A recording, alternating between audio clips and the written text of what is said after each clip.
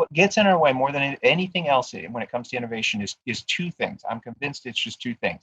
People are not afraid of failure. That is not true at all, and anybody who says it is dead wrong. People are not afraid of failure. They are afraid of blame.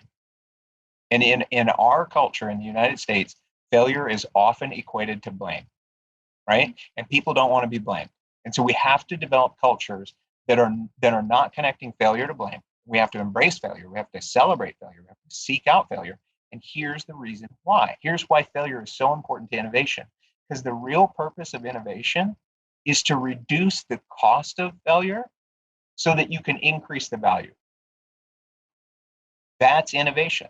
Like lots of the stuff that we try is going to fail. We're going to try some technology. We're going to try some tool. We're going to try some instructional technique. And it fails. The trick is do it in small doses. Do it in lots of different ways that you try stuff out, right? You're doing micro tests. Reduce the cost of failure so that you can increase the value. Hey, we tried this thing. It didn't work. Let's try this next thing.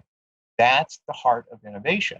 And we don't have that in the education space. And the reason why? Back to blame. If the school report card says, oh, my child's in a failing school, is that school ever going to innovate? No. Because we've adopted such a judgment-based culture in education. We judge everything. We give kids grades, we give teachers grades, we give schools grades, we give superintendents grades, we have financial grades. Everything I do from the minute I walk in my office till the minute I leave is a judgment-based culture. And we basically have done this to ourselves over the last 40 years in education, starting with A Nation at Risk and virtually everything we've done moving forward. But that judgment culture is actually now working against us. So what we have to do is we have to, and my colleagues on the phone, they speak to this so well. We have to embrace a compassionate culture. And a compassionate culture is like suffer. That's it. Passion means suffer. Compassion is to suffer with. So as a superintendent, when I stand up and I share my suffering with my community, like I don't have the technology tools that I'd like to have available for my kids during the pandemic.